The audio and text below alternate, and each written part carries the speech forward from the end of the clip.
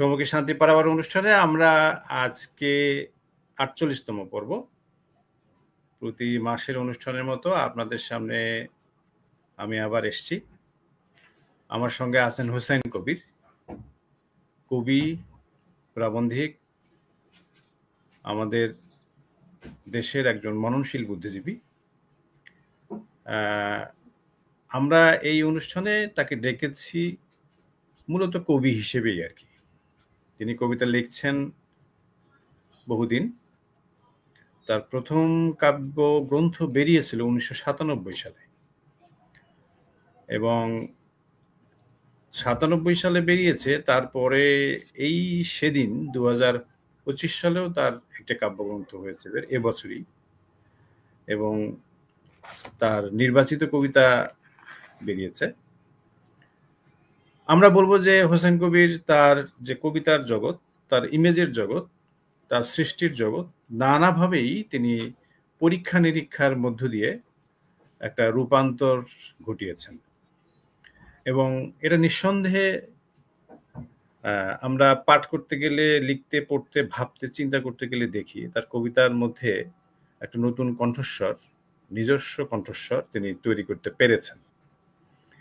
তার জন্ম ১৯৬৩-র ২রা ফেব্রুয়ারি চাঁদপুর জেলায় ফরিদগঞ্জ গ্রামে। তিনি পেশাগতভাবে চট্টগ্রাম বিশ্ববিদ্যালয়ের লোক প্রশাসন বিভাগের অধ্যাপক, আর সদালাপী, অত্যন্ত বিনয়ী, এবং এক অর্থে তিনি অ্যাক্টিভিস্টও বটে। লেখক মানেই অ্যাক্টিভিস্ট। লেখক না হলে, লেখক যদি সমাজে সবকিছু মিলিয়ে ফেলেন, তাহলে তিনি লেখক থাকবেন কি করে? সমাজের যেহেতু অনেক অসঙ্গতি, অনেক রকম সমস্যা, সংকট যেটা তার চোখে পড়ে, তার দৃষ্টিতে পড়ে, সেগুলো যখন তিনি ফেস করছেন, সেগুলো যখন তিনি নিজের মনের মধ্যে সংবেদনশীল অন্তরে সেগুলো যখন আঘাত করছে, বেদনা তৈরি করছে, তখনই তিনি তার লেখার মধ্যে মনোনিবেশ করেন, এবং তার লেখাটা এক অর্থে অস্ত্র। লেখাটা দিয়েই তিনি লড়াইটা জারি রাখেন। হোসেন কবির সেই লড়াইয়ের ময়দানের একজন মানুষ। দীর্ঘদিন কবিতা লিখছেন, অত্যন্ত মেধাবী ছাত্র ছিলেন। তার শুরুর যে কাব্যগ্রন্থ আমাকে একটু, আমি ব্যক্তিগতভাবে যেহেতু আমার সাথেই তার কথোপকথন, আলাপ আলোচনা হচ্ছে এ পর্যায়ে, সেই কারণে আমি বলবো যে ও মাটি ও শূন্যতা ২০০৪ সালে বেরোয়। সেখান থেকেই তার সাথে আমার একটা যোগাযোগ, এবং তারপর আমি তার পাঠ, তার ভাবনা, তার যে কাব্যজগৎ, সেটার সঙ্গে এক অর্থে একটা অন্তর্লীন ভাবে যুক্ত থাকার চেষ্টা করেছি। ফলে তার যে কবিতা, সে কবিতায় আমরা যে প্যাশন এবং যে রকম আমরা বলি যে আধুনিক কবিতা, এবং আমাদের এটা একটু ভাবনার বিষয় যে আধুনিক কবিতার মধ্যে রং রেখা, সেখানে কিন্তু এক ধরনের ব্যঞ্জনা, সেখানে এক ধরনের ছোট ছোট পলিটিক্স, কোলাজ ভাবনা, এবং সেই ভাবনাগুলোর ভেতর দিয়ে তিনি আসলে এক ধরনের তার বোধ এবং বৃত্তের যে জগৎ, সেই জগৎটাকে তিনি হর্ন করতে চান আমাদের দর্শকদের জন্য, পাঠকদের জন্য, এবং শ্রোতাদের জন্য। এইভাবে হোসেন কবির আমাদের কাছে একটু আলাদা হয়ে ওঠেন, বিশেষ করে মধ্যবিত্ত বাঙালি শিক্ষিত সমাজে। হোসেন কবিরের যে কবিতা, সে কবিতা আলাদা ঢং, আলাদা রীতির একটা প্রয়োগ আমরা দেখতে পারি। তার কণ্ঠে আমরা তার কবিতা শুনবো তো বটেই, সেই সাথে সাথে কিভাবে তিনি কবি হয়ে উঠলেন, তার কবিতার চর্চাটা কেমন, কেন তিনি এইরকম একটি আঙ্গিক বেছে নিয়েছেন, সেই সাথে সাথে আঙ্গিক তো শুধু আঙ্গিকের মধ্যে থাকলেই হবে না, সেটা স্ট্যান্ড নয়। তিনি আসলে আঙ্গিকের মধ্য দিয়ে নিজের ভাবনা, চিন্তার, দর্শনের যে বহিঃপ্রকাশ, সেটি আমাদের মননশীলতার জগতেও একটা ছাপ রেখে যায়। একটা সাংস্কৃতিক ঐতিহ্যের ধারাও তিনি তৈরি করে ফেলেন তার কবিতার ভেতর দিয়ে। আমরা আসলে তার কথাই শুনবো। আমি যে কথাগুলো বলছি, সেই কথাগুলো তিনি কিভাবে তৈরি করেছেন। আমাদের যেহেতু সরাসরি তিনি যুক্ত আছেন, আমাদের একটা সুযোগ এটা যে আমাদের এইরকম একজন বিদগ্ধ মানুষের নিকট থেকে আমরা তার এক্সপেরিমেন্টের জগৎ, সৃষ্টিশীলতার জগৎ, পাঠ প্রতিক্রিয়ার জগৎ, সেই সাথে সাথে আমাদের ভাবনা বোধ বুদ্ধির জগতে তিনি কিভাবে নিজেকে তৈরি করেছেন, জারি রেখেছেন, এই বিষয়গুলো আমাদের একটা শিক্ষণীয় বিষয় এবং নিশ্চয়ই আমাদের দর্শক শ্রোতারা সেই বিষয়গুলো উপভোগ করবেন, আমাদের এটাই বিশ্বাস। হোসেন কবির, হ্যাঁ কবির ভাই, আসসালামু আলাইকুম, ভালো আছেন নিশ্চয়ই? হ্যাঁ, অবশ্যই ভালো আছে। আচ্ছা, আমি আসলে একটু কিছু কথা বলেই ফেলেছি আপনাকে সামনে রেখে, এটা আমার একটা ধৃষ্টতা, কিন্তু তারপরেও আসলে একটু মানে যেহেতু আমাদের দর্শক শ্রোতারা আছেন তার সামনে একটু কন্টিনিউ একটু যোগাযোগ রাখা বা কমিউনিকেট তৈরি করা, সেই জায়গা থেকে আমরা আসলে আপনাকে ভালোবাসি একভাবে, সে ভালোবাসাটা আসলে লেখালেখির জন্য। সে লেখালেখিতে আপনি যে যোগ্যতা, দৃঢ়তার যে পরিচয় দিয়ে এসছেন দীর্ঘ সময় ধরে, আপনার কাব্যগ্রন্থগুলো একে একে আপনার মুখ থেকেই যদি আমরা একটু শুনি, এবং শেষ কাব্যগ্রন্থ অগ্নিজলে সুগন্ধ শরীর, একটা দারুণ নাম, অগ্নিজলে সুগন্ধ শরীর, এটি তার এখনকার লেখা শেষ, লেটেস্ট আর কি। তার আগে তিনি লিখেছেন ডাহুক এখনো ডাকে, তার আগে লিখেছেন নিঃসঙ্গ পাতার বাঁশি, তার আগে লিখেছেন সাঁকর নিচে শান্ত জল, তার আগে লিখেছেন ও মাটি ও শূন্যতা, তার আগে লিখেছেন জলের কল্লোল, বৃক্ষের ক্রন্দন। এইভাবে তিনি তার কাব্য জগৎকে এখন পর্যন্ত নিবিষ্ট আছেন, এ পর্যন্ত তিনি তৈরি করেছেন এই একটা বৃত্ত আর কি। এখন এই বৃত্তের মধ্যে আমরা তাকে তার যে কাব্যগ্রন্থ নির্বাচিত কবিতা, এটি আমার হাতে আছে, এটি খড়িমাটি থেকে হয়েছে বের। এবং আমি আরেকটু আপনাদের বলি, তিনি এই চট্টগ্রামের মানুষ, আসলে চট্টগ্রামে থাকেন তিনি, চট্টগ্রাম বিশ্ববিদ্যালয়ে অধ্যাপনা সূত্রে, এবং চট্টগ্রামেরই একটি ভালো এবং স্বনামধন্য যে পাবলিকেশন হাউস খড়িমাটি, সেখান থেকে এটা বেরিয়েছে, মনিরুল মনিরের এই পাবলিকেশন হাউস। তো কবির ভাই, আপনার একটু লেখালেখি সম্পর্কে আমরা শুরুটা করতে হলো, আপনি কেন কবিতা লিখেছেন, এখন এটা একটু অন্যরকম করেই অন্যরকম ভাবে শোনায় আর কি, গদবাঁধা কথাই মনে হয় যে আসলে লেখালেখির বিষয়টা মানুষের যে কোনো লেখকের লেখালেখির পত্তনটা শুরু হয় তার শৈশব থেকে। সেটি হয়তো কালির হরফে তিনি তখনও শুরু করেন না, কিন্তু মননে কিন্তু সেটা তার বীজ বপন হতে থাকে, বীজতলাটা প্রস্তুত হতে থাকে। যার শৈশবটা যত সমৃদ্ধ, তার লেখার জায়গাটাও কিন্তু তত সমৃদ্ধ হয়ে প্রসারিত হয়। আমার জন্ম যেহেতু মেঘনা, পদ্মা, ডাকাতিয়া, এই তিনটা নদীর মিলনস্থল চাঁদপুরের ফরিদগঞ্জে, নদী অঞ্চল ছিল, খালে বিলে সাঁতার কেটে এবং শাপলা শালুক তুলে মাছের সাথে সাঁতার কেটে আমার বেড়ে ওঠা। আমি একদমই গ্রামীণ জীবন, যেই অর্থে গ্রামীণ জীবন পাওয়া, সেটি আমি পেয়েছি। ডাঙ্গুলি খেলা থেকে শুরু করে এমন কিছু নেই, গোলাছুট সবই আমার জীবনের সাথে অঙ্গীভূত। একইভাবে আমার মামা বাড়ি হচ্ছে হোমনা উপজেলার, সেটা হচ্ছে কলাগাছিয়া, শোভারামপুর, এসব অঞ্চল। সেই তিতাসের নদীতেও আমার বিচরণ ছিল। তিতাস পার হয়ে আমি, আমার নানি পাঠিয়ে দিতেন বাজার করতে, সেখানে যেতাম। এবং রামকৃষ্ণপুর বা রামচন্দ্রপুর, বিশাল বাজার, এসব আমার দেখার অভিজ্ঞতা আছে। এই অঞ্চলগুলো নবীনগরের কাছাকাছি, আল মাহমুদেরও ওইসব বিচরণের জায়গা। তো আমার এই যে শৈশব, এই শৈশবটি নৌকা যাতায়াত, লঞ্চে যাতায়াত এবং কলার ভেলায় চড়ে ৭১-এর মুক্তিযুদ্ধ দেখা, সব কিছুর ভেতর দিয়ে আমার বেড়ে ওঠা। যে কারণেই কোনো কোনো ক্ষেত্রেই নদী আমার কবিতায় ঘুরে ফিরে এসছে। যেমন আমার প্রথম যে কবিতাটি চতুরঙ্গে মুদ্রিত হয়েছিল, প্রথম বইয়ের প্রথম কবিতা, জলের কল্লোল, বৃক্ষের ক্রন্দন, সেই কবিতাটি এরকম: নদী থেকে ফিরতি পথে তুমুল আঁধার, পাখা মেলে কালো চাঁদ বয়সী বৃক্ষ ছায়ায়, কার কথা মনে পড়ে, রোদ্দুরে জল জলে চোখ, বায়স দুপুর, শিরায় শিরায় টান বেগবান নদী, হাওয়ায় উঠছে পালক, পাখির পালক, সান্ধ্য প্রণয়গামী পাখির, আকাশের ভেতর থেকে পৃথিবীর সমস্ত আলো আমাদের দেখে নেয়, কালো চাঁদ তুমুল আঁধার পক্ষহীন দূরত্ব রেখায়। আপনি যে কথাটি বলছিলেন, এই যে শৈশবের স্মৃতি থেকে আপনার একজন কবি যখন কবিতার ইমেজ নির্মাণ করে, আমরা এজরা পাউন্ডের কথা জানি, ইমেজ প্রসঙ্গে তিনি বলছেন ইমেজিজম বা আপনার চিত্রকল্পবাদ। এই ইমেজ নির্মাণের যে ব্যাপারটি, এটি একজন কবি সাধারণভাবে বক্তব্য দিতে পারেন।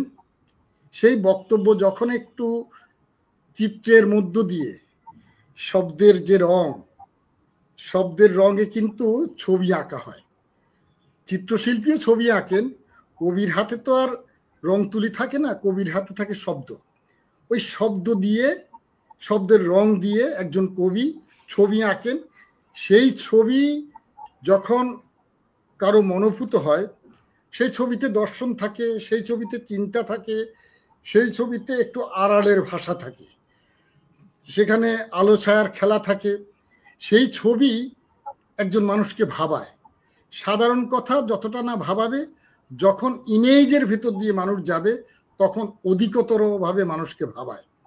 যেটা আপনি আধুনিক কবিতার কথা বলছেন, আধুনিক কবিতার অন্যতম শর্তই হচ্ছে যে একজন কবি ইমেজ নির্মাণ করবেন, চিত্র নির্মাণ করবেন, শব্দ দিয়ে চিত্র নির্মাণ করবেন। সাধারণ মানুষ সাধারণ কথা বলবে, তাহলে কবির কথা শুনবে কেন? যখন আমি বলছি নদী থেকে ফিরতি পথে তুমুল আঁধার, পাখা মেলে কালো চাঁদ, বয়স বৃক্ষ ছায়, কার কথা মনে পড়ে? প্রত্যেক জায়গায় এক ধরনের ইমেজ আছে। ঠিক ওই গ্রন্থেরই আরেকটি কবিতা এরকম, দুহাতে দুখণ্ড চাঁদ, আলো রেখা দুঠোঁটের প্রান্ত, জলঘূর্ণি ভাসে চোখ, শানিত ত্রিশূল কৃষ্ণ পাথর, ল্যাম্পপোস্ট মেপে হাঁটে সভ্যতার ঘোড়া। আমরা জানি আমাদের এই দেশে দুটো প্রধান সম্প্রদায়, সেই সম্প্রদায়ের দুটো মিথোলজিক্যাল সিম্বল আছে, একটি হচ্ছে কৃষ্ণ পাথর, আরেকটি হচ্ছে ত্রিশূল।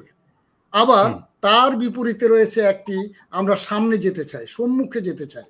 এই যে ল্যাম্পপোস্ট, আলোর গতিতে মানুষ সামনে যেতে চায়, প্রগতির চাকা সামনে ঘোরাতে চায়, তার সাথে যে বৈপরীত্য, তার সাথে নারীর সম্পর্ক, প্রেমের সম্পর্ক, এই একটা জটিল বাস্তবতা বা একটা দার্শনিক ভিত্তির আলোকেই শব্দ কম, বর্ণনা কম, কিন্তু ইমেজের ভেতর দিয়ে যাওয়া। এই ইমেজ নির্মাণ করার জন্য মানুষকে প্রস্তুতি নিতে হয়। আমার শৈশবে আমি হয়তো বাঁকা চাঁদ, খুকুর নাকি পছন্দ সে বাঁকা চাঁদ, এরকম করে আমি ছড়া কাটতে চেয়েছিলাম।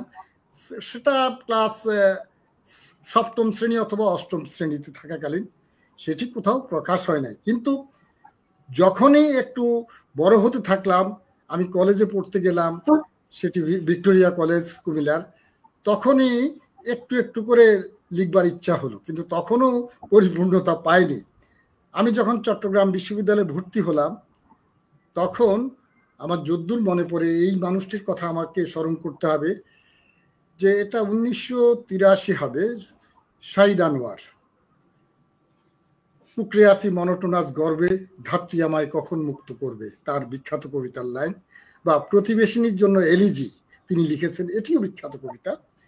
সেই মানুষটি আমাকে একদিন চট্টগ্রামের ডিসি হিলে আড্ডা দিচ্ছিলাম। আমি তখন প্রথম বর্ষ অথবা প্রথম বর্ষেরই শিক্ষার্থী, দ্বিতীয় বর্ষের শিক্ষার্থী। তিনি আমাকে বললেন যে তিনি কি করে যেন জানতে পারলেন যে আমি কবিতা লিখি বা চর্চা করি। তিনি আমাকে বললেন যে আমরা আড্ডায় বসি, কোথায়? ফুলকিতে, অচিরা পাঠচক্র, সেখানে আপনার অনেকেই আসেন। একসময় সেখানে রফিক আজাদ বা আপনার হায়াত মাহমুদ বা আপনার চট্টগ্রামের আরেকজন ইংরেজির অধ্যাপক মাসুদ মাহমুদ, এরকম গুণীজনরা সেখানে বসে, তো এখানে আসেন। এটাই এক অর্থে, আক্ষরিক অর্থে সেই আড্ডায় যুক্ত হওয়া। আমাদের যেই এর আগে যে প্রস্তুতির পর্বটা ছিল, যে যে প্রত্যেকটা মানুষই, বাঙালি প্রত্যেকটা শিক্ষার্থী কিন্তু এই তার কলেজের বা স্কুলের খাতায় 2-4টা লাইন পংক্তি লিখবার চেষ্টা করে, উঁকি ঝুঁকি দেয় কবিতা লিখবার। কিন্তু এই যে সাংগঠনিকভাবে একটা প্রস্তুতি নেওয়া, কবিতা কি, কবিতা কিভাবে হয়, কবিতা কিভাবে রচনা করা হয়, কবিতার ইমেজ কি, এই আড্ডার ভেতর দিয়ে আবুল মোমেন সেখানে আসতেন, তারপরে ইংরেজি সাহিত্য থেকে পড়ে শোনাতেন, মানে মাসুদ মাহমুদ প্রফেসর, ওখানে তপনজ্যোতি বড়ুয়া বলে আরেকজন ছিল।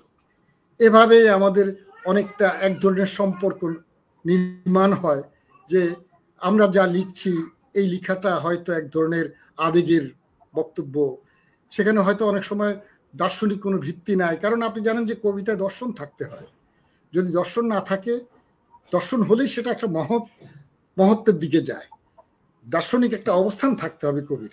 তো এই জায়গা থেকে ধীরে ধীরে রাজনীতির সাথে সম্পর্কিত হওয়া, কবিতার চর্চা করা, এভাবেই বেড়ে ওঠা। এরপরে আমরা ওখান থেকে বেরিয়ে আমরা একটা আড্ডা দিই। চট্টগ্রামের একটা বিখ্যাত ওই জায়গায় আড্ডা দিয়েছে আল মাহমুদও, বোস ব্রাদার্স নামে একটি আপনার পুরনো রেস্টুরেন্ট, সেখানে সূর্য সেন, অনঙ্গ সেন তারাও আড্ডা দিত। সেখানে আল মাহমুদ এবং অন্যান্য নাট্য ব্যক্তিত্ব যারা, তারাও আড্ডা দিত। পরবর্তী পর্যায়ে আমরা সনন আড্ডা নামে একটি আড্ডা সেখানে দিতে থাকি। এবং এর পাশাপাশি আমি চট্টগ্রামের বিশ্ব সাহিত্য কেন্দ্রের যে সংগঠক, প্রতিষ্ঠাতা সংগঠকের দায়িত্ব পালন করতাম। সপ্তাহান্তে আমরা সেখানে বসতাম এবং আমরা তরুণরা বসতাম। আমরা ঠিক ওই ওচিরা থেকে বেরিয়ে, ওচিরা তো সমস্ত একটু আমাদের চেয়ে একটু অগ্রজ, আমরা একটু স্বাধীনতা পেতে চেয়েছিলাম, আমরা আমাদের মতো করে ভাবতে চাচ্ছিলাম। এই ভাবনা থেকেই আমরা সনন আড্ডায় যুক্ত হই। আমাদের আনুষ্ঠানিক যাত্রা লেখালেখির শুরু হয়। সেখানে জিল্লুর রহমান, কবি জিল্লুর রহমান ছিলেন, সেখানে ইউসুফ রাজা ছিলেন, এখনো ঢাকায় আছে, এরকম আরো অনেকেই ছিলেন। আচ্ছা বলবে, যেটা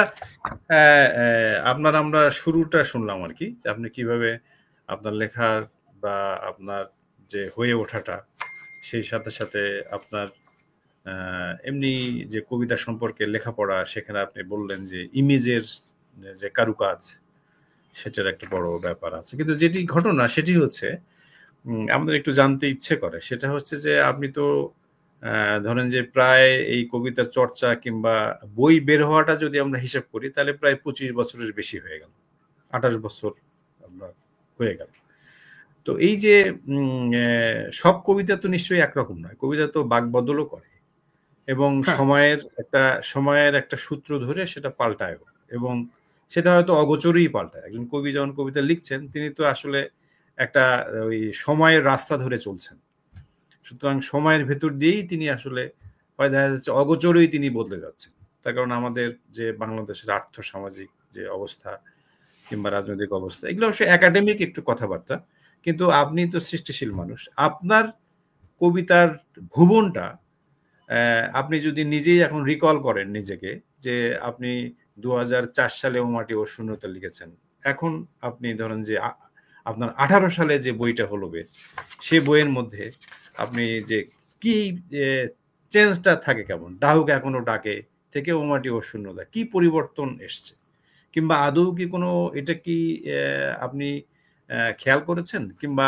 এই পরিবর্তনটা কি আসলে আমাদের ভাবনা চিন্তার জগৎটাকে মানে সঙ্গে সঙ্গে যাওয়া, তো সেক্ষেত্রে যেটা বিষয়, আপনার কি এটা কখনো ও মাটি ও শূন্যতা থেকে আমি যদি ডাহুক এখনো ডাকে, কি পরিবর্তন এবং ভাবনাগত, ইমেজগত বা চিন্তাগত, এবং সেই সাথে সাথে নিশ্চয়ই একটা যিনি কবি তিনি ফিলোসোফারও তো বটে, তিনি তো আসলে ত্রিকালদর্শী, তিনি তিনটা সময়কে দেখতে পারেন এবং তার দেখার ভেতর দিয়েই তিনি আসলে শব্দগুলোকে, এবং আমরা দেখেছি আপনার প্রচুর যে লাইন আছে, ব্যঞ্জনা যেগুলো দেয়, আমি দু একটা যদি বলি এইভাবে, তাতেও আমরা দেখতে পারবো। যেমন সবসময় আপনার লেখার মধ্যে সাদা কালো ছবি রং তুলিতে সাজাই, হাতের পাশে শুয়ে থাকা নীরব আধারে, এই যে তিনটা লাইন, খুব তিনটা পংক্তি কিংবা চরণ যদি আমরা বলি, সাদা কালোতে ছবি রং তুলিতে সাজাই, হাতের পাশে শুয়ে থাকা নীরব আধারে। কিংবা আপনি একটু আগে বলেছেন যে আপনার যে কবিতা, যেহেতু আপনি তিতাস মেঘনা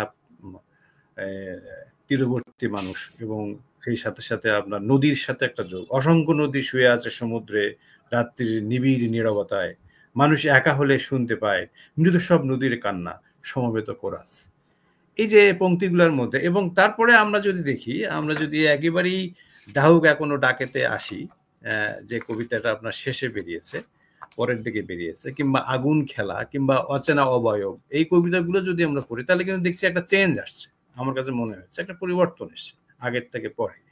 আগেরগুলো একটু তারল্য হয়তো আছে, একটু সরল কিংবা একটু সিম্পল, একটু ইমোশন বেশি, একটু সেন্টিমেন্টের ব্যাপারটাও সেখানে আছে। কিন্তু পরে কবিতাগুলোর মধ্যে একটা বুদ্ধিদীপিত ব্যাপার একটু যুক্ত করার ব্যাপার থাকে, এবং সেখানে মনে হচ্ছে যে আপনি একটু তির্যক, একটু সার্কাস্টিক একটা ব্যাপার আপনার কবিতার মধ্যে কিন্তু এসছে পরবর্তী সময়কালে। যেমন দূরে শঙ্খ বাজে রাতের আধার ভেঙে, সেই কবেকার কণ্ঠস্বরে শুনি, কত রবি জলে রে, কে বা আঁখে মেলে রে, পাড়ার রবি পাগলা জানতো না, রাজা যায় রাজা আসে। এই যে রাজা যায় রাজা আসে আপনি কোট আনকোট করেছেন, মানে এটা আসলে আবুল হাসানের হয়তো কবিতার বা কাব্যগ্রন্থের এটা চলে এসছে। তো এইরকম আমরা দেখতে পাচ্ছি, এটা কিন্তু আসলে পাঠ অভিজ্ঞতাটাও কিন্তু আপনার মধ্যে ক্রমশ যুক্ত হতে হতে এক ধরনের আপনি কিন্তু ওই বাংলা কবিতার সাংস্কৃতিক ধারার সাথেও নিজেকে আপনি সম্পর্কিত করে তুলছেন। এটা আমরা দেখছি, এটা যত এগিয়েছে আপনার কবিতা তার মধ্যে কিন্তু এই জিনিসগুলো, বুদ্ধি, পাঠ অভিজ্ঞতা কিংবা একটু ভাবনা চিন্তার ব্যাপারগুলো একটা সংশ্লেষ হয়েছে। তো এই বিষয়টা আসলে কি, এটা এটা তো আমি আসলে আমার মতো করে বললাম, তা আপনি কিভাবে এই ব্যাপারটাকে দেখছেন? এই যে রূপান্তরের জায়গাটার কথা আমি আসলে জিজ্ঞেস করছি, কিভাবে এটা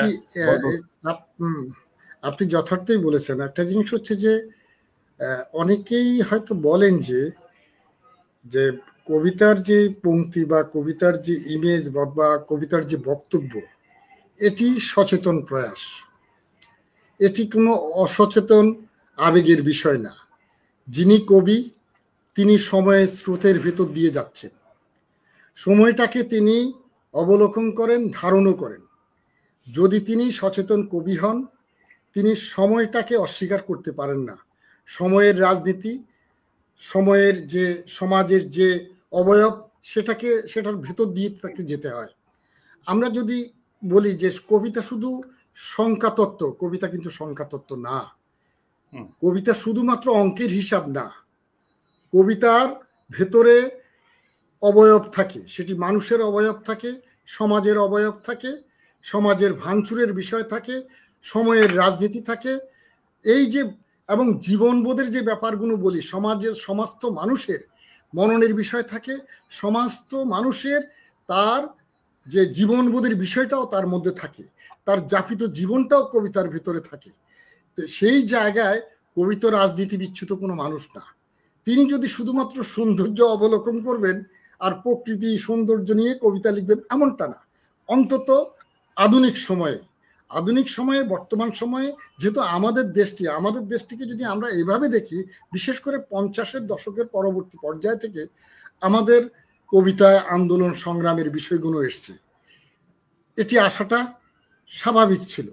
আমরা 52-এর ভাষা আন্দোলনের কথা বলি, আমরা মুক্তিযুদ্ধের কথা বলি, 69-এর কথা বলি, আমাদের কবিতার পরতে পরতে আমাদের কবিরা সেই দায়টা মিটিয়েছেন, কবিতার পংক্তিতে পংক্তিতে সেসব চিত্রিত হয়েছে। আমরা হুলিয়া কবিতায়, নির্বন্ধ গুণের কবিতায় দেখি আমরা 69-এর প্রেক্ষাপট। একইভাবে আরো অনেকের কবিতায়, আমি কিংবদন্তির কথা বলছি, আবু জাফর ওবায়দুল্লাহর কবিতায় আমরা দেখতে পাই সেখানে আমার ইতিহাসের প্রেক্ষাপটে আমার জাতির যে গৌরব উজ্জ্বল বিষয়গুলোকে নিয়ে আসা হচ্ছে। আবার একই সাথে ব্রিটিশ শাসনামল, পাকিস্তান শাসনামলে আমরা যে কৃতদাসের মতো ছিলাম, সেখান থেকে মুক্তির আকাঙ্ক্ষা, পিঠে জবা ফুলের মতো রক্ত দাগ, সেই দাগের কথা বলা হচ্ছে, আবার মুক্তির আকাঙ্ক্ষার কথা বলা হচ্ছে। তাহলে এই যে বিষয়গুলো, এই বিষয়গুলো হচ্ছে যে আমাদের দুই পর্বে, 71 পূর্ব পর্ব এবং 71 পরবর্তী পর্বে আমাদের কবিতায় এসছে। তবে এখন যে কথাটা সেটি হচ্ছে আমরাও সেই সচেতনভাবেই আমাদের রাজনৈতিক প্রেক্ষাপটের ভিতর দিয়ে আমরা যাচ্ছি। সেগুলো কিন্তু নানাভাবে, আপনি অচেনা অবয়বের কথা বলছেন, যে কবিতার শিরোনাম অচেনা অবয়বের কথা বলছেন। আমরা অনেক সময় অনেক কথা সরাসরি বলতে পারি না নানা কারণে, কিন্তু এর অর্থ এই নয় যে ইতিহাস তো একজন কবিকে ক্ষমা করবে না, একজন শিল্পীকে ক্ষমা করবে না, কারণ তিনি ইতিহাসের এবং সমাজের দর্পণ হিসাবে কাজ করেন। সমাজটাকে ধারণ করেছেন কিনা, ইতিহাসটাকে তিনি কতটা ধারণ করেছেন, সময়ের যে প্রেক্ষাপটকে তিনি তুলে আনছেন কিনা, মানুষের যে যাপিত জীবনটাকে তার কবিতায় চিত্রকল্পে এসে না, এটি কিন্তু একটা গুরুত্বপূর্ণ বিষয়। সে কারণেই যে আমার যখন আপনার সেই প্রথম বই, যেটা আপনার জলের কল্লোল বৃক্ষের ক্রন্দন, সেটা অনেকটা এক্সপেরিমেন্টাল ছিল। সেটি ওভাবে রাজনীতির বিষয়গুলো আমি একদমই আদর্শিকভাবে জায়গা থেকে নয়, বা ও মাটি ও শূন্যতা, সেখানেও এক ধরনের বিষয় ছিল। যেমন আপনার একটা কবিতা আছে, সেটি হচ্ছে পুরাতন নদী। সেখানে কিন্তু অন্য রকম বিষয় আছে। নদী বলতে আসলে সবসময় নদী না, নদী হচ্ছে লাইফ লাইন, জীবনরেখা। সেই জীবনরেখা মানুষের জীবনরেখা, মানুষের যাপিত জীবনের জীবনরেখা। সেই কবিতাটা এরকম: হৃদয়ে খুরের আঘাত, পাজর ভাঙে জলহীন নদীর কল্লোল, এইখানে জল নেই, হৃদয় রহিত এ প্রান্তরে সাঁতরায় পরগাছা, নদী ছিল, নদী নেই। ঝড় বৃষ্টি বালিকণা পেছনে রেখে কেবল রক্তস্রোত অগ্নি জল বয়ে যায়, নদী ছিল, নদী নেই। বহমান নদীর কঙ্কাল পুরনো মাস্তুল নৌকোর গুলোই পড়ে আছে মাঠে, লতা গুল্ম ঘাসে ঢেকে গেছে তার প্রাচীন শরীর, নদী ছিল, নদী নেই। আছে নদীর কঙ্কাল, মাঠে ঘাটে প্রান্তরে পাখির পালক, কেবলই পাথর আর পাথরের চোখ, পাথরকে জল ভেবে পাথরেই ডুবে যায় নদীর স্বজন। এটির বুনন। আর ঠিক এই মুহূর্তে যে ধরেন যে আপনার এবছর যেটা বেরিয়েছে সে বইয়ের যে একটি কবিতা, সেটি হচ্ছে আপনার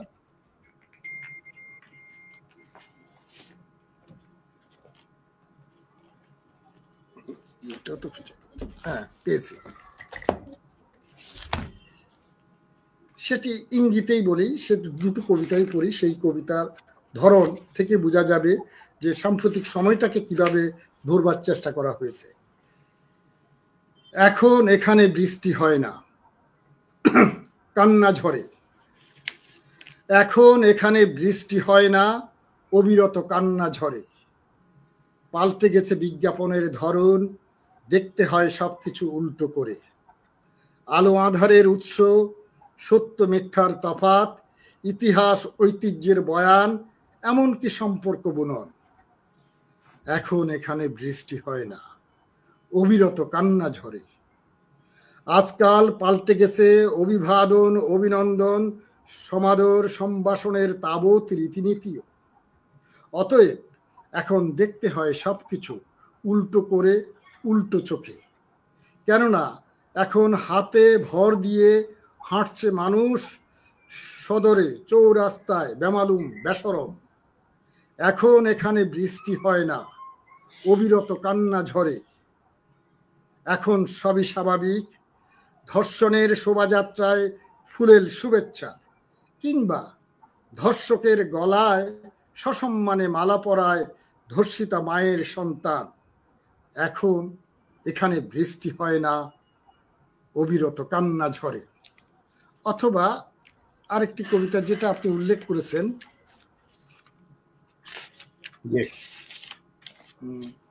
কিছু প্রশ্ন এসছে, বলেন।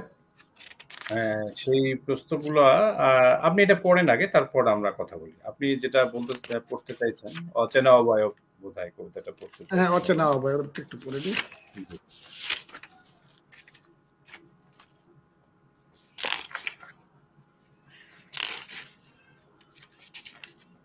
এটা আপনার যে নির্বাচিত কবিতা, সেখানে 26 পৃষ্ঠায় আছে।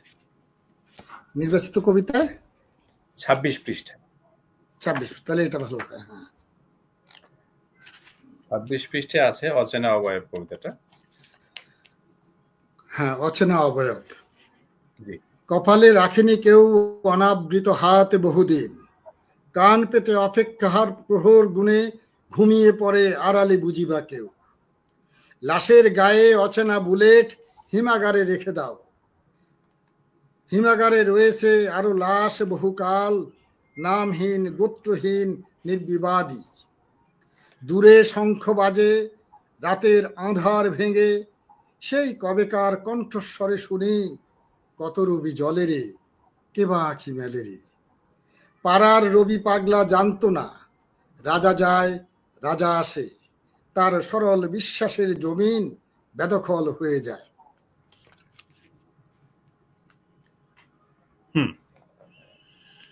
ঠিক আছে, এখানে একটা আপনাকে প্রথমে আমি আলী প্রয়াস একটা প্রশ্ন করেছে।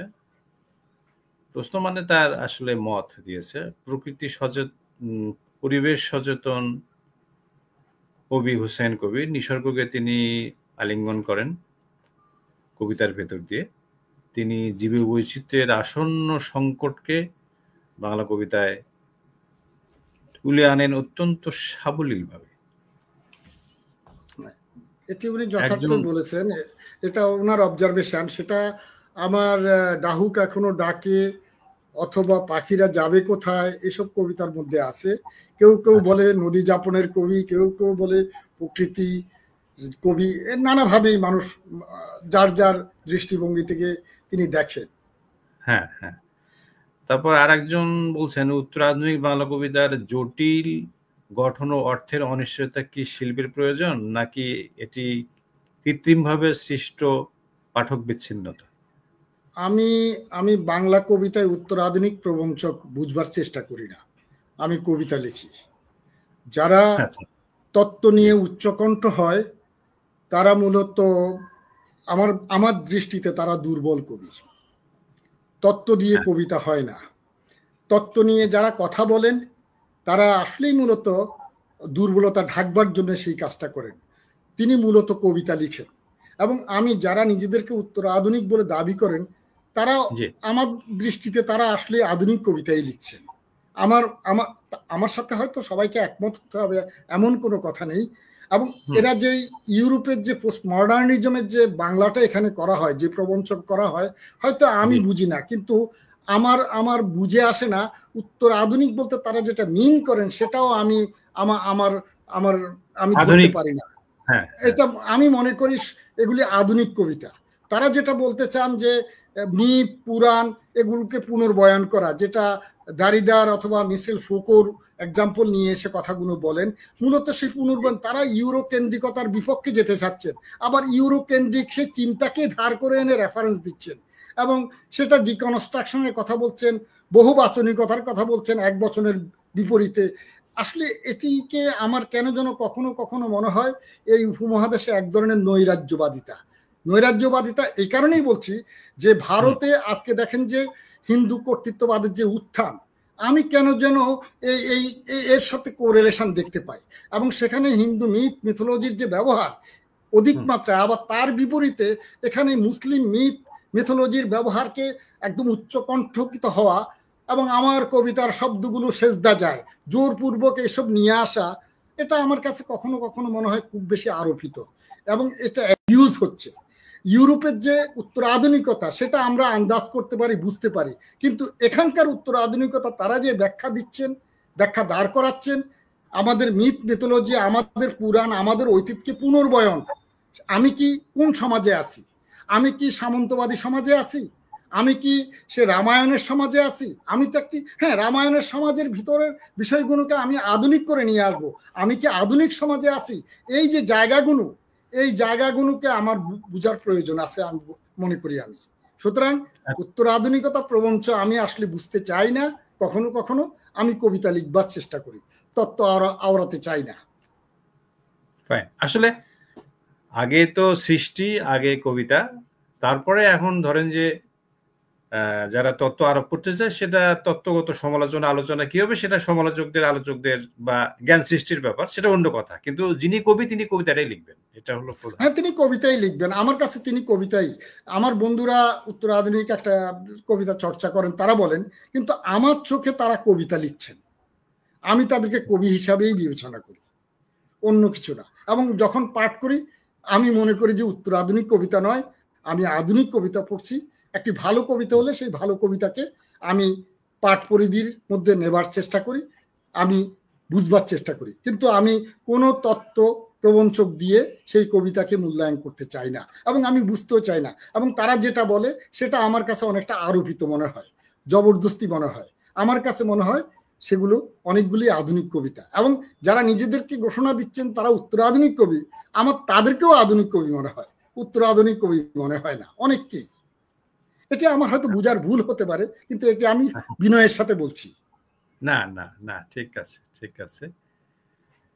যে এখানে আমাদের নিলয় সরকার বলছেন, সাধারণ মানুষ সাধারণ কথা বলবে, কবির কথা শুনবে কেন?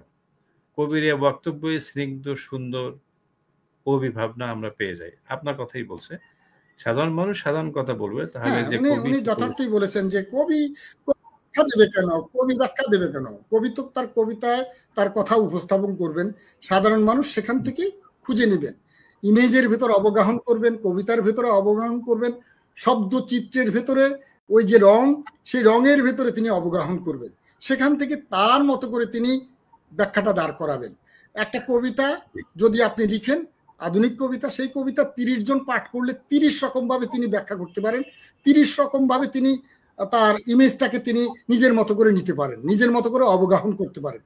সুতরাং এখানে কবির ব্যাখ্যা দেওয়ার বিষয় না, কবি কবিতা লিখবেন, সেই ইমেজ পাঠক যার যার মতো করে নেবে, সেটাই আধুনিক কবিতা। ঠিক ঠিক, একদমই কথা ঠিক আছে। তাহলে আরেকটা যেটা বিষয় সেটা হচ্ছে, এখানে একজন বলছেন যে ইমেজ না থাকলে কি আধুনিক কবিতা হবে না? আমার তো মনে হয় না, মানে ইমেজ ছাড়া কোনো কবিতা হয়। আমার মনে হয় যে এই বক্তব্যগুলো এজরা পাউন্ডকে আমরা যদি একজন তিনি এই বক্তব্য উপস্থাপন করেছেন, তারপরে অনেকেই এই কথাগুলো বলেছেন, কবিকে তো ইমেজ নির্মাণ করতে হবে। আমরা সেই ইমেজ কিন্তু তার আগেও ছিল, এজরা পাউন্ড বলার আগেও ছিল, সোনার হাতে সোনার কাকন টেকার অলংকার, সোনার হাত তো হয় না, তাহলে এটাও ইমেজ, কিন্তু সোনার হাতে সোনার কাকন টেকার অলংকার, এটা তো ইমেজ, তাহলে ইমেজ কিন্তু চর্যাপদেও ছিল। তো সুতরাং ইমেজ কিন্তু আধুনিক কবিতার প্রবঞ্চক এমনটা না, তবে আধুনিক কবিতায় একজন সাধারণ মানুষের চেয়ে কবি কেন আলাদা, তিনি ইমেজের ভেতর দিয়ে পাঠককে নিয়ে যেতে চান। ঠিক, এবং ইমেজই তো ব্যঞ্জনা আসলে, এবং না হলে তো হ্যাঁ হ্যাঁ বারবার পড়তে চায় মানুষ, বারবার পড়তে চায়, এটাই হচ্ছে ইমেজের ব্যাপার। যেমন আপনি যদি মনে করেন যে একটা কবিতা আমরা খুব সহজ পাঠ, আজিয়ে প্রভাতে রবির কর, কেমনে পশিল প্রাণের পর, কেমনে পশিল গুহার আধারে প্রভাত পাখির গান, সেখানে ইমেজ আছে। অথবা আপনার যদি সমস্ত দিনের শেষে শিশিরের শব্দের মতো সন্ধ্যা আসে, ডানার রৌদ্রে দ্বন্দ্ব মুছে ফেলেছিল, এখানে ইমেজ আছে। তিনি সাধারণ বর্ণনা দিচ্ছেন না কিন্তু, বা চুলতার কবেকার অন্ধকার বিদিশার নিশা, মুক্তার শ্রাবস্তির কারুকার্য, অতি দূর সমুদ্রের পর হাল ভেঙে যে নাবিক হারাইছে দিশা, তেমনি দেখেছি তার এই অন্ধকারে।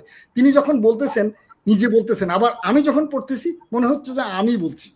এই হচ্ছে কবিতা, এবং সেই ইমেজের ভেতর দিয়েই মানুষ যাচ্ছে। পাখির নীরের মতো চোখ তুলে নাটোরের বনলতা সেন, চোখটা তুলতেছেন পাখির নীরের মতো, তাহলে এটা ইমেজ।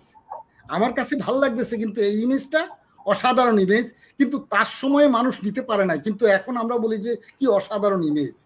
ইমেজ হলেই তো সুন্দর, মানে সেটা অসাধারণ মনে হয় না, ইমেজ ছাড়া কোনো কবিতাই হবে না। এখন সেটা ইমেজটা কোথায় কিভাবে আছে বা কোন রকমে আছে সেটা তো আমরা বের করি, সেটা তো বোধের ব্যাপার আর কি। হ্যাঁ, সুতরাং ইমেজ ছাড়া এটা হবে না। ইমেজটা পাউন্ডের কবিতায়, হ্যাঁ, ইমেজটা হচ্ছে পাউন্ডের কবিতায় রং তুলি দিয়ে ছবি আঁকার মতো, জি, রং তুলি দিয়ে ছবি আঁকার মতো, শব্দ দিয়ে ছবি আঁকার মতো।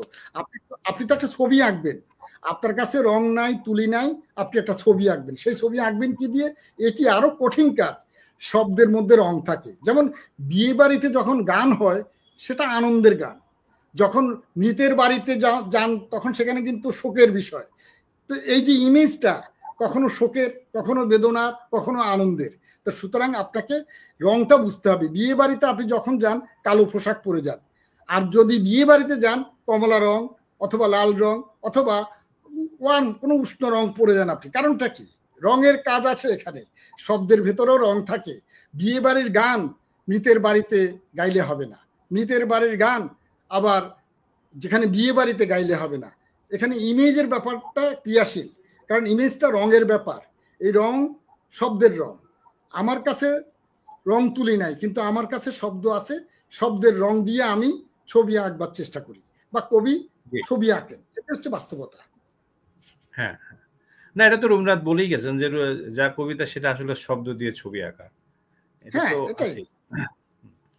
এখানে আরেকজন বলছেন যে পাউন্ডের কবিতায় শব্দ যেন দৃশ্য হয়ে ওঠে। আপনি কি মনে করেন বাংলা কবিতা একইভাবে শব্দকে চিত্রে পরিণত করতে পেরেছে?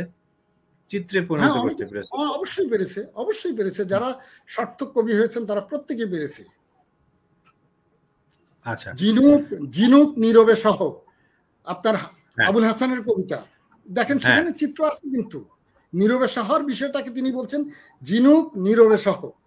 তাহলে এই যে ব্যাপারটা, যে ঝিনুকে আমরা জানি যে মুক্তা হয়, তাহলে এই যে মুক্তা হওয়ার ক্ষেত্রে যে একটা সয়ে নেয়ার ব্যাপারটা, ঠিক এই ব্যাপারটাকে তিনি ঝিনুক নীরবে সহ, তাহলে আছে তো, চিত্র তো সবাই ব্যবহার করেছেন, সবার কবিতায় আছে। আমরা যখন দেখি যে সৈয়দ শামসুল হকের কবিতায়ও আছে যে তার আপনার পরাণের গহীনের ভেতরে সেখানে 33টা সনেট, সেই সনেটের মধ্যে আছে। অথবা আল মাহমুদের যে সোনালী কাবিন, সোনার দিনার নেই দেন মোহর চেয়েও না হরিণী, যদি চাও দিতে পারি কাবিন বিহীন হাত দুখানি। তাহলে সেখানেও চিত্রের ভিতর দিয়ে কথা বলছেন তিনি। কবিতা তো মুক্তবের আয়েশা আক্তার, চুল খোলা আয়েশা আক্তার, জি, খোলা চিত্র তো সেখানে নির্মাণ করছেন তিনি। এই চিত্রের ভিতর দিয়ে তো যাচ্ছেন। আমাদের প্রত্যেক কবি চিত্র নির্মাণ করেছেন, সেটা শহীদ কাদরী হোক, সেটা নীলনন্দী গুণ হোক, সেটা শামসুর রহমান হোক, আল মাহমুদ হোক, আবু জাফর ওবায়দুল্লাহ হোক, প্রত্যেকেই রেখেছেন। কুমড়ো ফুলে ফুলে নুয়ে পড়েছে ডাঁটাটা, কি চমৎকার করে চিত্র নির্মাণ করে যাচ্ছেন। এই চিত্র তো প্রত্যেকেই নির্মাণ করেছেন। আচ্ছা, এখানে আমরা এগোবো, আমাদের একটু সময়েরও ব্যাপার আছে। আপনার কবিতার মধ্যে কবির ভাই যেটা আমি দেখতে পাচ্ছি যে প্রেম একটু দুর্লক্ষ, তাই কি? আসলে প্রেম মানে একটু মানে প্রেমের ব্যাপার বা প্রেম প্রণয় কি আপনি একটু এড়িয়ে গেছেন, না কম, নাকি স্মৃতি পুরাণের মধ্য দিয়েই প্রেমের কথাটা বলেছেন? প্রেমটা আছে, হ্যাঁ, স্মৃতি পুরাণেও আছে। অথবা আপনার আরেকটা শাটল ট্রেন যাবে কত দূর দেবযানী, হুইসেল বাজলে ঝাউতলা সময় মাপার পালা। ওই কবিতার ভিতরে কেউ যদি খুঁজে নেবার চেষ্টা করে দেবযানীকে খুঁজবে। ঝাউতলাটা আপনি জানেন যে চট্টগ্রামে ঝাউতলা একটা শাটল ট্রেন আছে, শাটল ট্রেন যাবে কত দূর দেবযানী, হুইসেল বাজলে ঝাউতলা সময় মাপার পালা।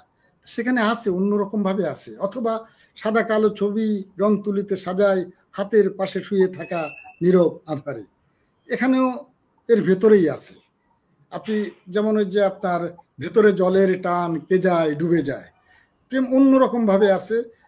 সেটা ঠিক আলো ছায়ার মধ্যে সেটা স্পর্শ করা যায় না, অথবা এক ধরনের দূরবর্তী নক্ষত্রের মতো সে দূরে আছে, এরকম একটা বিষয় আছে আলো মানে ছায়ার অধরা ভিতরে মাধুরী, অবস্থা।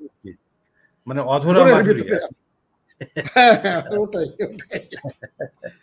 হ্যাঁ, আচ্ছা, এখন যেটা একটু আমাদের ব্যাপার সেটি হচ্ছে আপনার কবিতা অত্যন্ত আমি দেখেছি যে কবিতার মধ্যে অনেক ইমেজের মধ্য দিয়েই হোক, কিংবা আপনি একটু তির্যক ভাবে হোক, কিংবা স্যাটারিক্যাল কিংবা সার্কাস্টিক ওয়ে, যেভাবেই হোক আপনি যখন বলেছেন, সেখানে একটা ওই আমাদের রাজনীতির ব্যাপারগুলো কিন্তু আপনার কবিতার মধ্যে বিভিন্নভাবে এসছে, এবং রাজনীতি কিন্তু নানাভাবে আপনার কবিতাকে স্পর্শ করেছে।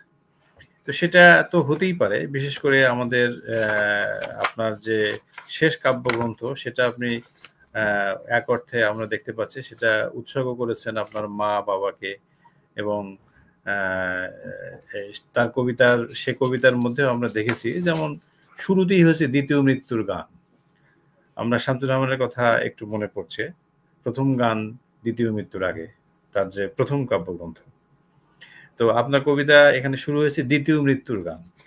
আমরা একটু আগে রাজা যায় রাজা আসের প্রসঙ্গ তার কথা বললাম আর কি, এবং সবসময় একটা অগ্নিজলে সুগন্ধ শরীর, কিংবা মৃত মানুষ নেই, কিংবা যাবত সমুদ্রে নগ্নতার ভাস্কর্য, নদীর ক্রাস, দৃষ্টিপথে দিবমিশা।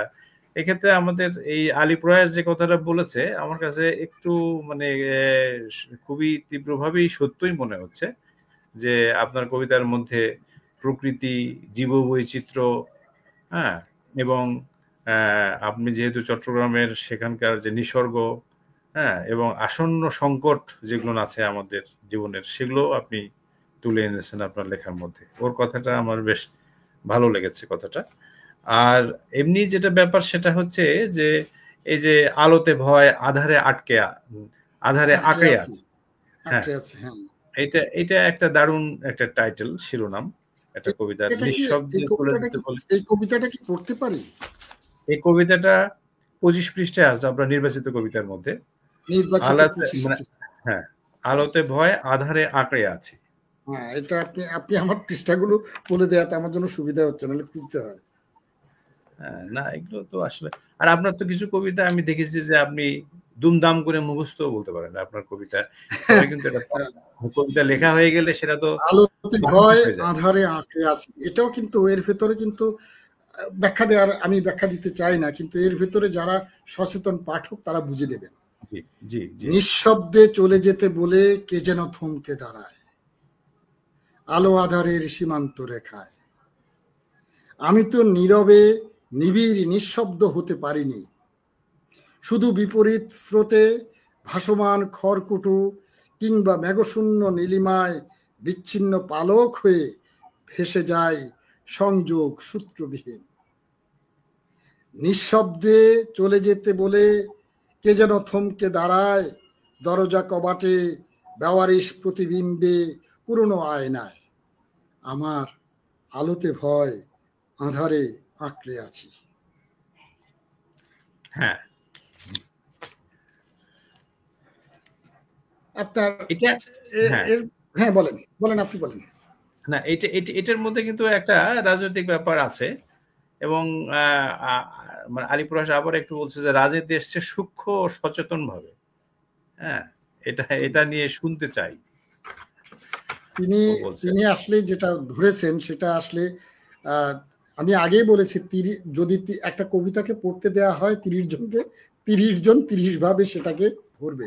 তবে আলী প্রয়াস যেখানে ধরেছেন সেটি আমার সাথে মিলে যায়। আমি সূক্ষ্মভাবেই আড়াল করেছি।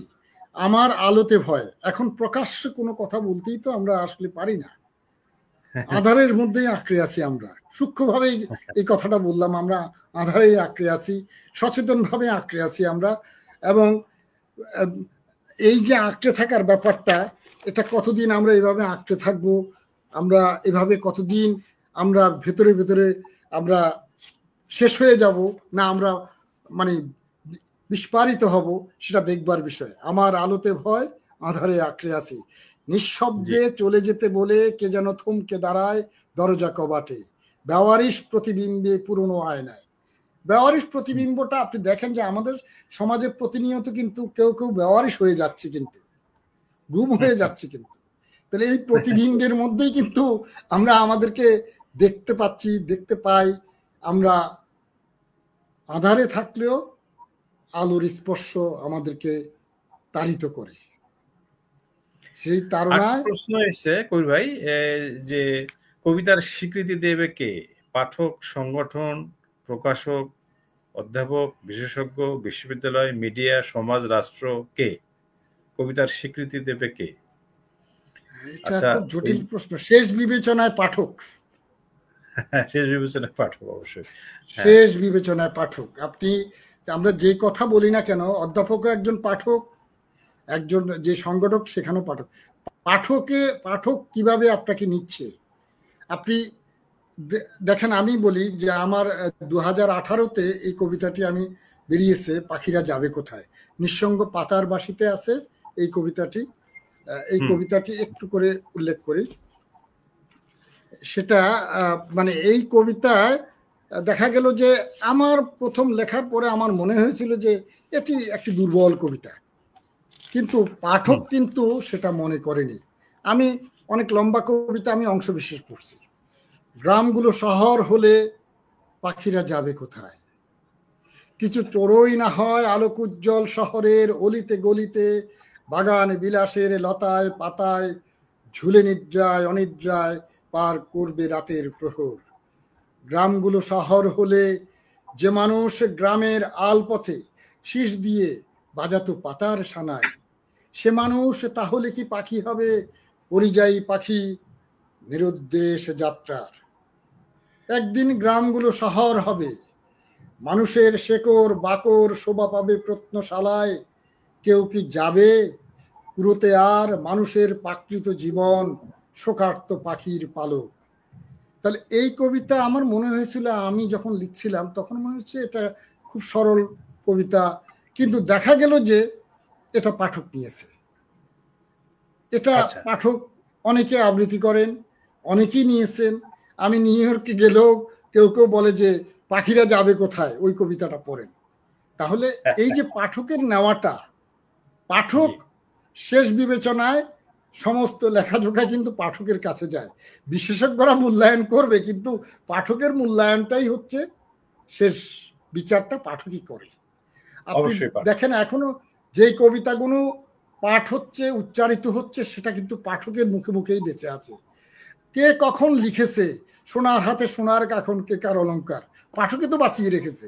অথবা স্বাধীনতা তুমি, পাঠকই বাঁচিয়ে রেখেছে। রবীন্দ্রনাথের কয়টা কবিতা উচ্চারণ হয়? অধিকাংশ কবিতাগুলো যে পাঠকের মুখে যেগুলো উচ্চারিত হচ্ছে, সেই কবিতাইগুলো কিন্তু আপনার দেখবেন যে পাঠকের মুখে মুখে। তাহলে পাঠক হচ্ছে শেষ বিচারে, পাঠকই নির্ধারণ করে। বিশেষজ্ঞদের দায়িত্ব হচ্ছে তারা বিচার বিশ্লেষণ করবে, তার জন্য বসে থাকলে হবে না। আপনার জীবনানন্দ দাশ তো তার জীবদ্দশায় বিশেষজ্ঞ বা অধ্যাপকদের দ্বারা বিচার, তিনি ওভাবে মূল্যায়িত হননি। মূল্যায়িত হয়েছেন শেষ বিচারে পাঠকদের দ্বারাই। কিন্তু আমার মতে বলবে যে হ্যাঁ বুদ্ধদেব বসু বা অন্যান্যরা, দীপ্তি ত্রিপাঠী আলোচনা নিয়ে এসছেন, না, পাঠকরাই তাকে এখনো বাঁচিয়ে রাখছে। তিনি কবিদের কবি, কিন্তু পাঠকরাও তাকে কবি হিসাবে মান্য করে। আচ্ছা, না ঠিক আছে। তো এখন যেটি আমরা শুরুতে বলেছিলাম কবির ভাই আপনাকে, সেটি হচ্ছে যে আপনার কবিতার মধ্যে আমরা আসলে যে বিষয়টা দেখতে পাই সেটি হচ্ছে যে অধিকাংশ কবিতাই কিন্তু খুব লম্বা দীর্ঘ কবিতা আপনি কিন্তু বেশি লেখেননি, লিখেছেন মাঝে মাঝে, কিন্তু দীর্ঘ কবিতা কিন্তু কম আছে আমার মনে হয়েছে। নির্বাচিত যে বইটা আছে সেটার মধ্যে আমরা দেখতে পাচ্ছি দীর্ঘ কবিতা আছেও, কিন্তু যেটা বিষয় কবিতার যে জায়গাটা, যেমন ডাহুক এখনো ডাকে, এই কবিতাটা নাম কবিতা যেটা, এই কবিতাটাই যদি আমি করি, কোথাও বা কোনো চরাচরে দূর অরণ্য পথে ডাহুক এখনো ডাকে, একাকী বেদনায় নেই। এই ডাহুক, এটা তো ধরেন যে আমরা ফররুখ আহমেদ একসময় পড়েছি, ফররুখ আহমেদের ডাহুক কবিতা একটা আছে, খুব বিখ্যাত কবিতা, এবং এটা অসাধারণ, হ্যাঁ অসাধারণ কবিতা। তো এখানে আমার কাছে এই আপনি বায়োনিক পাখালির ডানায় রোবোটিক্স আবর্জনায়, এরকম আপনার লেখার মধ্যে আমি কিন্তু দেখেছি যে আমরা যে বলেছি শুরুতেই যে আপনার আধুনিক কিছু ট্রেন্ড, কিছু মোটিভ আপনি আমাদের কবিতার মধ্যে যুক্ত করেছেন, এবং সেটা ধরেন যে আপনি তো মাঝে মাঝে দেশের বাইরে যান, এবং আমরা দেখেছি যে দেশের বাইরে গেলে পরে দেশের প্রতি, দেশের নদী সমুদ্র পাখালি কিংবা ওই মেঘনা গুমতি ডাকাতিয়া, কিংবা দেখা যাচ্ছে এই যে বাংলাদেশের যে নিসর্গ, সেটা হয়তো আরো একটু ঘন কোমল হয়ে ওঠে। সেটা হয়তো বিদেশে থাকলে দেশের প্রতি আকর্ষণ তো মানুষের বাড়েই আর কি। কিন্তু এই যে বায়োনিক পাখালির ডানায় রোবোটিক্স আবর্জনায় ভরেছে আমাদের পথ ঘাট, প্রাচীন উঠোন, তবু দূরে বা কোথাও দূরে ডাহুক ডাকে, শিশুদের খেলা ঘরে, যান্ত্রিক কোলাহলে, এই যে দুশব্দের পংক্তি, যান্ত্রিক কোলাহলে, বেহাক রাগে ধলপহরে, আহত শিশির কণায়, বাজে কণ্ঠস্বর আজও তার বলে আমারে ভুলিতে বলো না, ডাহুক এখনো ডাকে দূরে অদৃশ্যে অরণ্য পথে, বিপন্নতায় একাকী। চমৎকার একটা আলাদা একটা ওই যে এই ডাহুকটা মূলত যেটা আপনার ফররুখ আহমেদের ডাহুক, এই ডাহুকটা, এখানে ডাহুকটা কিন্তু আসলে একটা সিম্বলিক অর্থে আসছে এখানে। ঠিক আমি আমার বিবেচনায় আর কি, এখানে ব্যবহার করা হয়েছে ডাহুকটা আসলে জীবন এবং প্রকৃতি, ওই যে জীববৈচিত্র্যের কথা বলা হয়েছে, আমার প্রকৃতির কথা বলা হচ্ছে, মানুষের স্বাভাবিক জীবনের কথা বলা হচ্ছে, যান্ত্রিকতার বিপরীতে এই যে সাবলীল জীবন, প্রকৃতির সাথে, প্রাণময় প্রকৃতির সাথে যে মানুষের জীবন, সেই জীবনের ইঙ্গিতটাই এখানে করা হয়েছে মূলত। এই ডাহুক আমার ভেতরের ডাহুক, এই ডাহুক আপনার ভেতরের ডাহুক।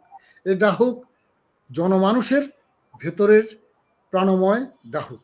এই ডাহুক পাখি ডাহুক না মূলত।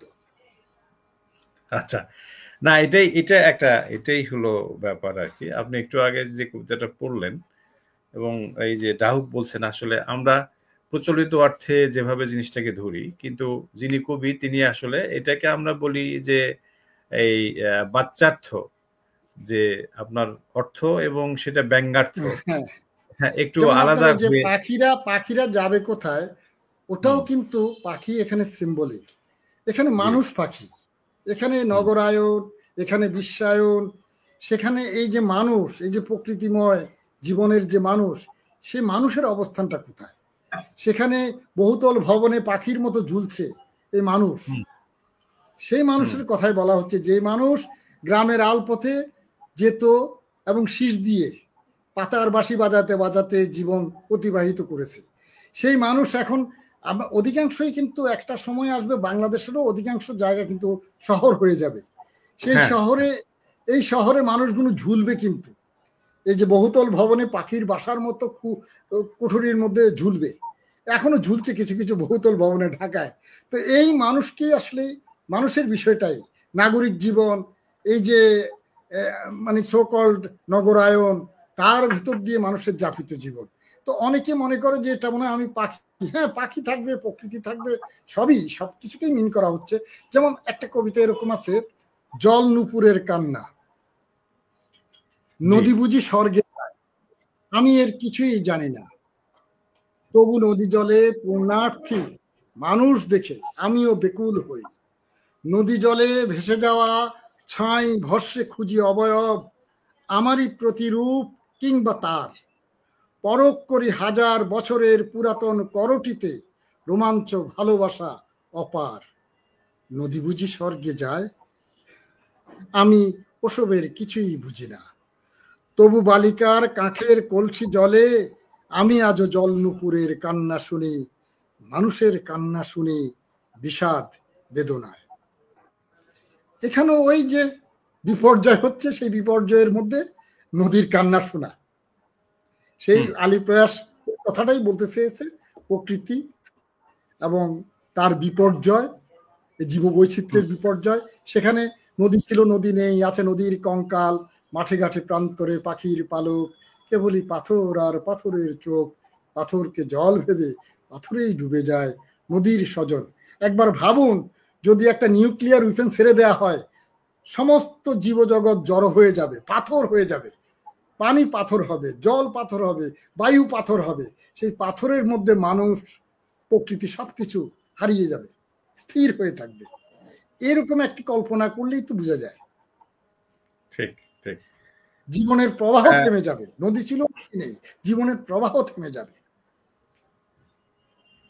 আসলে যেটি বিষয় যে আমরা, হ্যাঁ বলেন, ইমেজের কথা বলছে, আপনি দেখেন যে আমরা অনেক সময় বলি শব্দই কবিতা।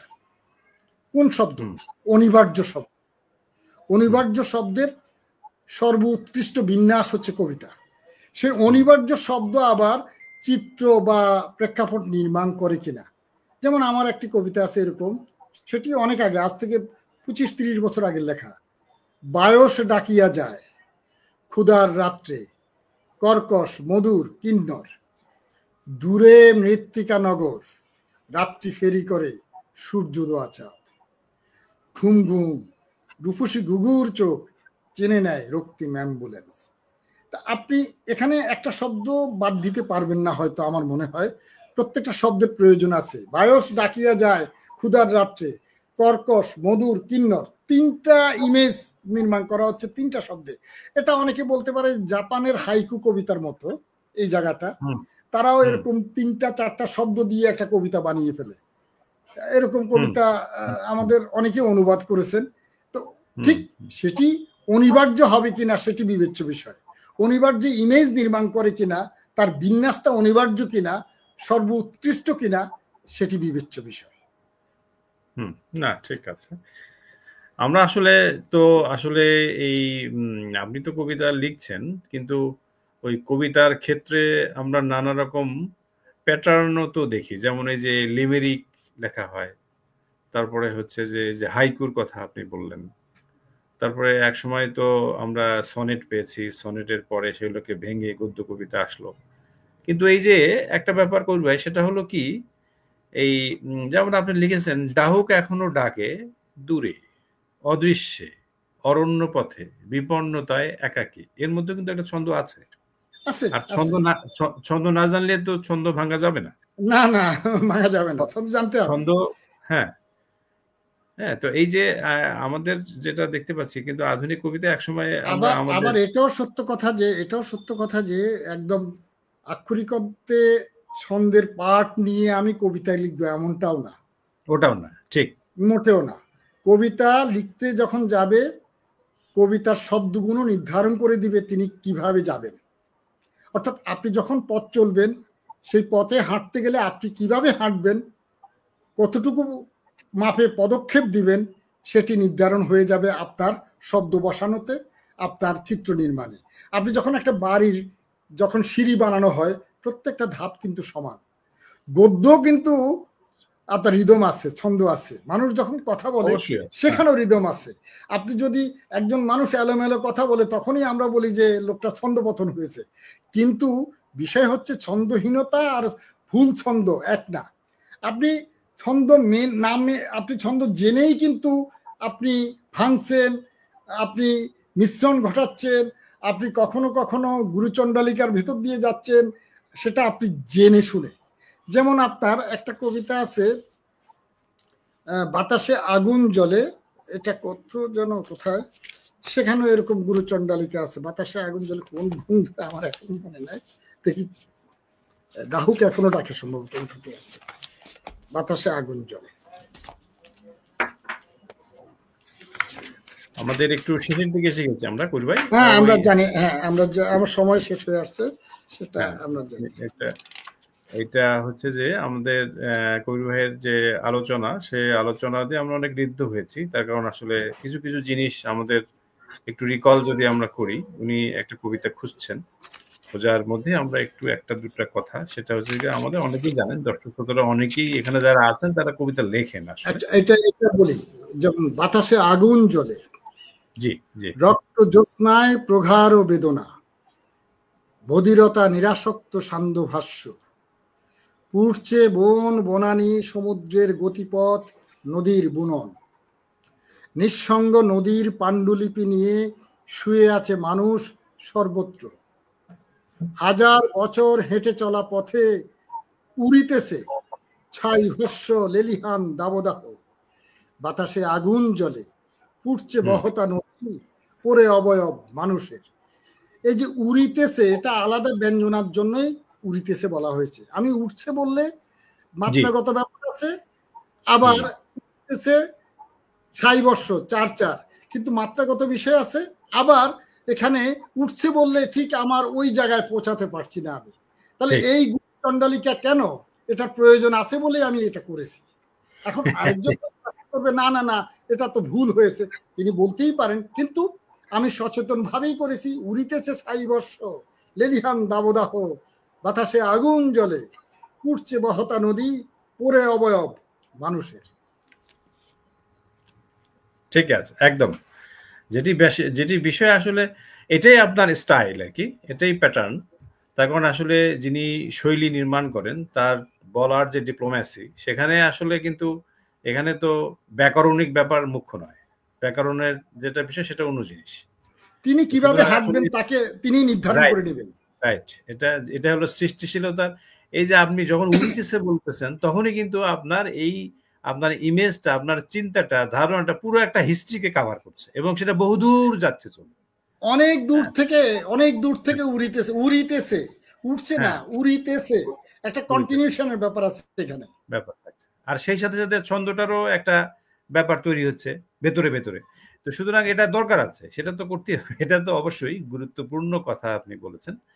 এবং আমরা অনেক ঋদ্ধ হয়েছে আপনার যে পাঠ অভিজ্ঞতা, এবং সেই সাথে সাথে আপনি নিজেও সারাক্ষণ কবিতা নিয়ে ভাবছেন, চিন্তা করছেন। এবং একটু আপনার কাছে আমরা একটু শুনতে চাই যে আপনার পরের জেনারেশন, নতুন যারা আসছে, যারা কবিতা লিখছে, তাদের সম্পর্কে আপনার একটু কিরকম পারসেপশন, যে আসলে তাদের কবিতা কিংবা নতুন কবিদের সম্পর্কে যদি একটু বলেন, যেহেতু আসলে অনেকেই আছেন। নতুন কবিরা যারা, তারা তাদের পাঠ পরিধি, তাদের যে গমনাগমন, পথ চলার যেভাবে পথ চলছেন, যে অভিজ্ঞতায় পথ চলছেন, এটা তাদের নিজস্ব, এবং সেখান থেকেই তারা তাদের অভিজ্ঞানের আলোকেই কিন্তু তারা পথ চলবে।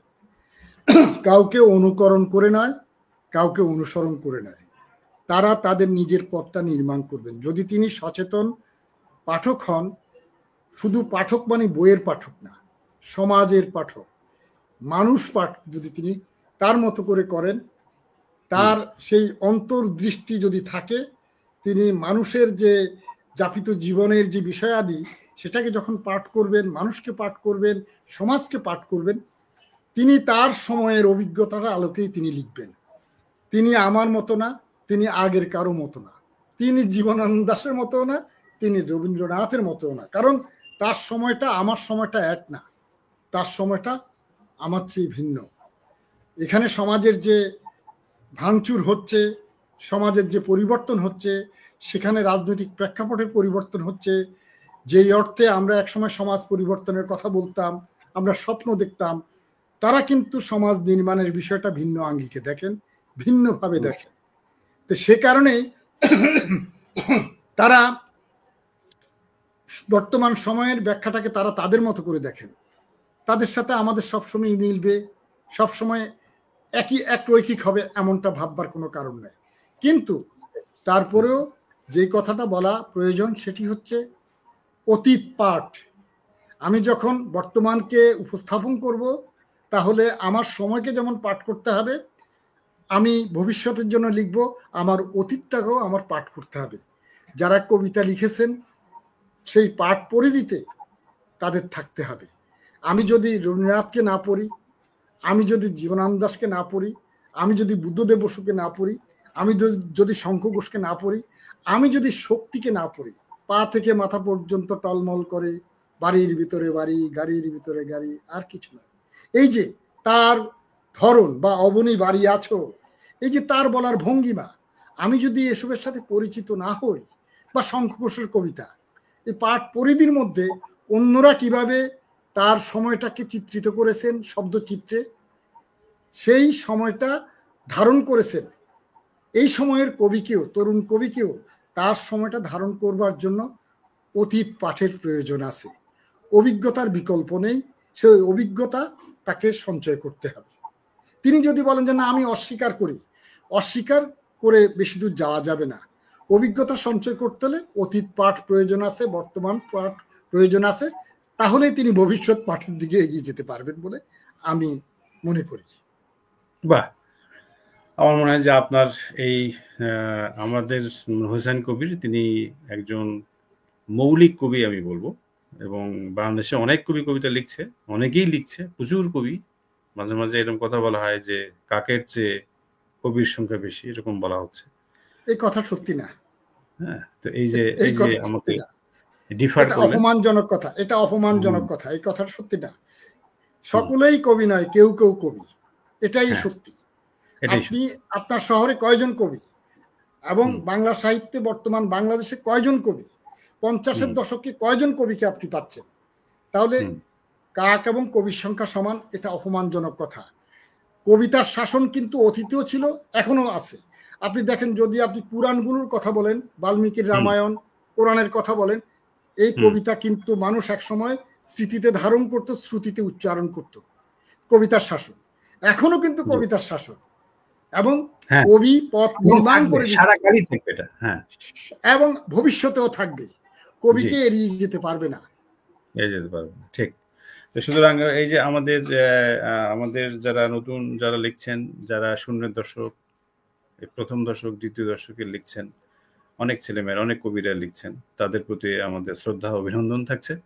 এবং হোসেন কবির, তিনি আসলে যেভাবে কবিতা লেখেন, তার কথাবার্তা, আলাপ আলোচনা, আড্ডা, এবং তার 6টি কাব্যগ্রন্থ, আমাদের দর্শকদের আমি একটু অনুরোধই করব, তারা যেন তার কবিতা পড়ে। তার কবিতা পড়লে পরে আমাদের হারাবার কিছু নেই, বরঞ্চ আমাদের অনেক কিছু পাবো, এবং তার কবিতার ভেতর দিয়ে আমরা মননশীলতার একটা জগৎ, সৃষ্টিশীলতার একটা জগতে আমাদের মনে হয় যে নতুন করে আমরা বিচরণ করতে পারছি। এরকম একটা অনুভব অবশ্যই তৈরি হবে।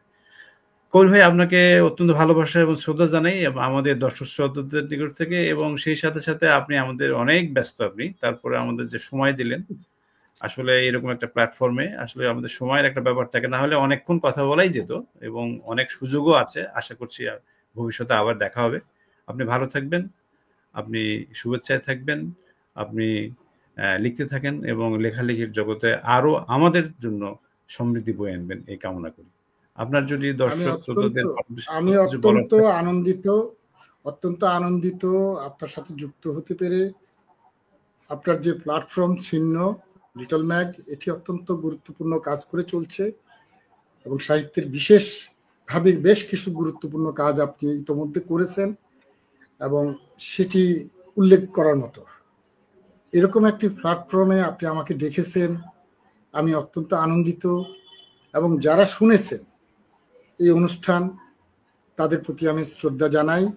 তারা ধৈর্য সহকারে কথা শুনছেন, কবিতা শুনেছেন।